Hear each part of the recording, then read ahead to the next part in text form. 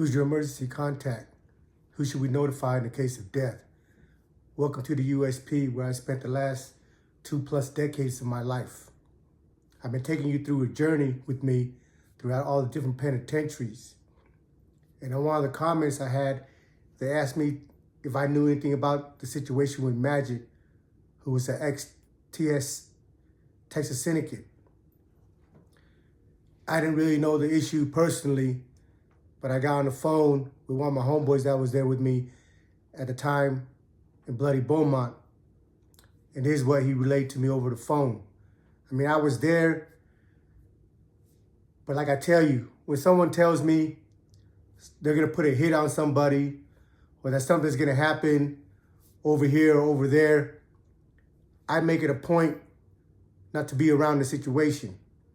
Because like I said, through the course of my time, I've seen things that I can't unsee, that I can't erase from my mind. And I made it a point while I was doing my time to keep it as simple as possible. If the situation doesn't have anything to do with me or mine, I keep moving. Because I already have enough to deal with just doing my own time. And I'm not trying to be a witness to anything, just in case somebody catches a case and whoever's telling, they're saying, oh, this guy was over there, this guy was here. I don't want any part of that.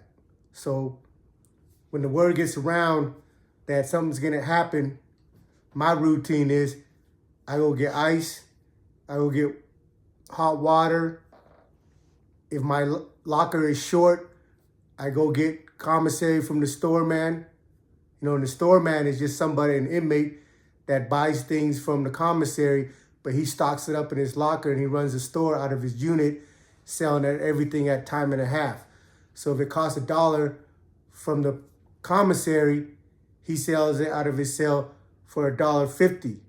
But of course, you know, in times of needs, when there's items that aren't plentiful, they jack up the prices and everything, just like people do out here in the real world. You know, in the penitentiary, we have an economy. We have money, which is we use as stamps. People transfer money on the streets and exchange it for the currency in there, which are stamps. You know, but my buddy Rudy, the one I spoke to about this story, he's privy to all the information because in the penitentiary, specifically in bloody Beaumont, the Texas Syndicate and the Texas MA, they have a truce. They have an understanding. And they let each other know, hey, what's going to happen, things to do so that everybody can be aware of it. Because sometimes in a confrontation, when you see your homeboys getting into it and you're not privy to the information or to the reason why, you're obligated to go aid and assist. So if you're not aware of the situation, you might jump in thinking that you're doing the right thing, but the whole time the hit was sanctioned and now you fucked up and now you're gonna get the blunt of whatever's coming. These rules are put in place to ensure our safety to the best of our possibility, to the best of our situation. But at the same time, you never know when shit's gonna happen. You know, I seen on another podcast on somebody else when somebody was saying, why don't they let the Mexicans go head up with people? Why is there a no hands-on policy? Well, that's the point. We're all grown men. I've never agreed with the thing called DP, you know, disciplinary punishment. Like if I fuck up or something, you're gonna send one guy or two guys to beat me up, like to spank me like you're my daddy or something. You know, when somebody puts their hands on me, I'm not gonna let it go. My mentality, and I believe a lot of other people's mentality, you put your hands on me, I'm gonna try to hurt you. So the no hands policy is to keep all the bullshit out of it because we already live in a serious enough environment. So for all the extra shit, because Really, if the situation is you can go in a room and fight and then shake hands and hug, then what the fuck are you fighting for anyway? Obviously, it wasn't that serious. So if a situation comes up where it's serious that you got to put your hands on somebody, then it's got to be done the right way. And you better try to kill that other person, because when you're in somewhere fighting, you don't know what's going to happen. You don't know the mentality of somebody else, because when you're in a confrontation, you get stuck, you get lost into a trance. It's hard to say, I'm just going to do this much to this person and pull back and stop. When you're in that confrontation, you're stuck in a trance, and your natural instinct comes to surface, and the natural instinct is to survive. And the only way for you to ensure your survival when you're in a confrontation is to keep going until this other dude's not breathing. So that's why we have policies and rules in there, because if it's not serious enough to try to kill somebody over it, then you can talk it out. Because conflict only comes when conversation is failed. If anything that ain't that serious where you feel you have to kill the other individual, then everybody that's part of the conversation is going to try to mediate it and find a way out. But when a conflict comes, a situation comes where you know that it can't be talked about, then why sit there and waste your breath? I made it very simple. Me and others like me in there, we draw a line. Here's the line. You can come close to the edge of it, but don't cross it, because once you cross it, I have to do certain things. And it's not these things that I necessarily want to do, but I have to react in a certain way, because because if I don't, it could be my safety. Because everybody's expected to deal with situations a certain way when certain issue comes up. And if you don't, you're going to set yourself up for a victim. So me taking care of certain business, certain situations, is really to ensure my safety down the road. You have to understand, I'm doing 2.5 decades, 26 years. So at any time from the day I go into the penitentiary until I go home, if I allow certain lines to be crossed and not react and not do what's expected of me, then I'm not going to have respect of the rest of the people on the yard. If you're not respected on these compounds, then you're just a victim waiting to happen. So back to somebody commenting, asking me about this particular individual, Magic. Magic is a TS member, Texas Syndicate member. He was fucked up, or he fucked up. Now, he wasn't a rat. He wasn't a sex offender.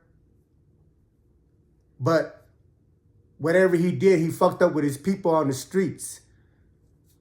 So us out here, these kids out here running around gangbanging, you have to understand, when you sign up with certain organizations, they have laws and rules that you have to abide by. They have code and conducts that you have to abide by. And if you violate those rules, you're going to be held accountable. And when the time comes that they feel that you're no longer worthy to wear their patch, to be a member of their organization, you're not going to be allowed to walk away from it. You're not going to be allowed to say, oh, I've had enough. Or I got a family now. I got kids I got to take care of now. No, when you sign up for these different organizations in the penitentiary, it's for life. And you have to understand what that means. That means till the grave. You can be 70 freaking years old and they call you and they tell you, hey, you need to go take care of this. You can't say no. But there's ways to earn your retirement. When people around you respect you, that you've done enough. They'll give you that respect and allow you to go about your life and retire. But you earn that. You can't default any other way from these organizations. You cannot walk away any other way from these organizations unless it's from respect. So Magic, this guy in particular, fucked up on the streets with his people. So when he came on the line, they were going to butcher him as soon as he got off the bus. But his dad, Magic's father, was a high-ranking member in the TS. So they wanted to make sure that everything was going to be okay. Like I said, I don't know the particulars on what the issue is. But understand that. Let this sink into your head. His dad was a ranking high member of that organization and was brought up to him. And it was explained to him the situation why his son, Magic, is going to get X'd out. And the Magic end up getting X'd out. So you have to understand that somewhere along the line, the father allowed it. Maybe he didn't like it, but he understood what he signed up for. When you sign up for these different organizations, they come before everything. And when I mean everything, you look it up in the dictionary, and whatever that dictionary tells you, that's what it is, and that's what is expected. So they went back and forth for about a week. And then the green light came back that, yeah, go ahead and carry the sanction out. Now, the other two S that hit him, they're from, they call them Cocos, from Corpus Christi. I never lived in Texas, so if I botch that name, please forgive me. But everybody that is in a penitentiary, they always want to handle their own business.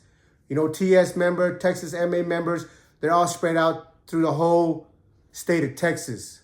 But if somebody comes from your neighborhood, somebody comes from your city or your town, they feel a sense of pride and sense of obligation and duty to take care of that individual themselves, because they don't ever want, like, oh, this guy's from Dallas, but the Dallas dudes didn't want to take care of it, so they let the San Antonio or the Houston guys do it. No, these two individuals volunteered. They said, man, that dude's from our town. We're going to handle it. I live in CA. Right across from me is DA and DB. When you hit the strip, the sidewalk, you go to the intersection. Going to the right is AB and BB and whatever.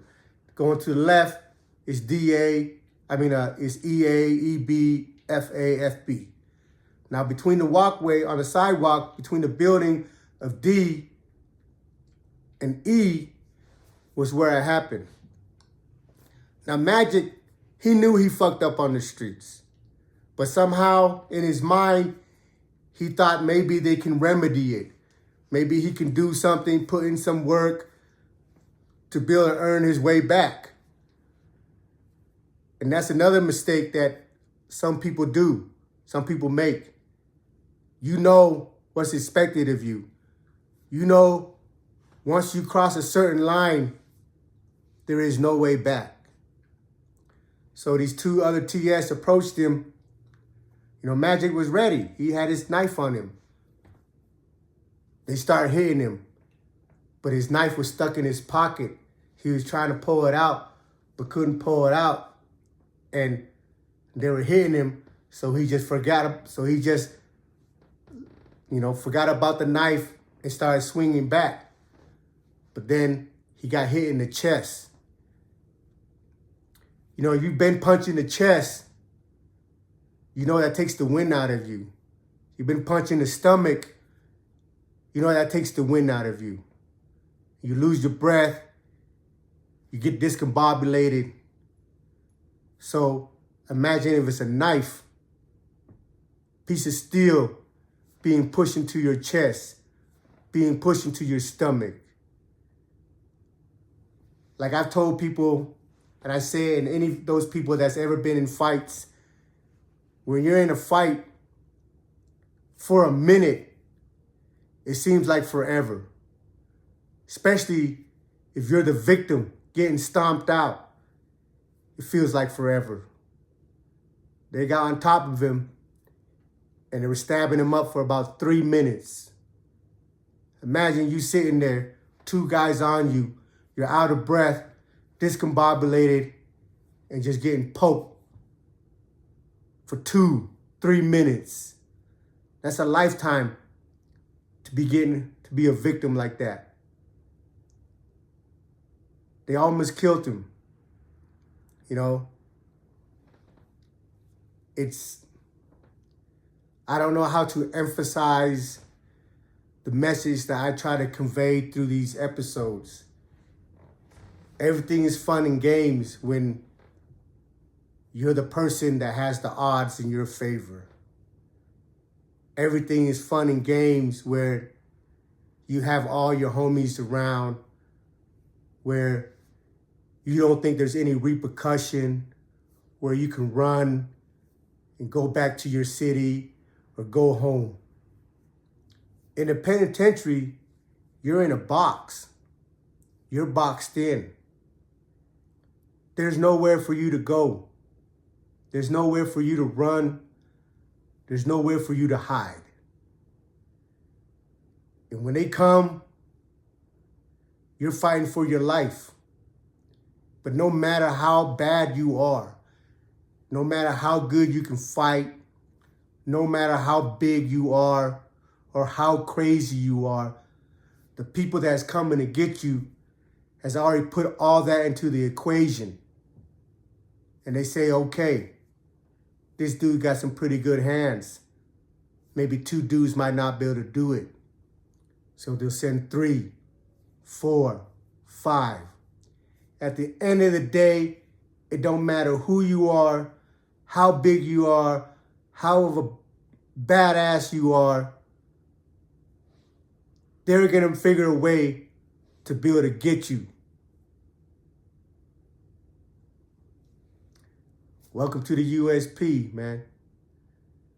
This is what life is for me for the last 2+ decades. And it only gets crazier. Thank you for tuning in.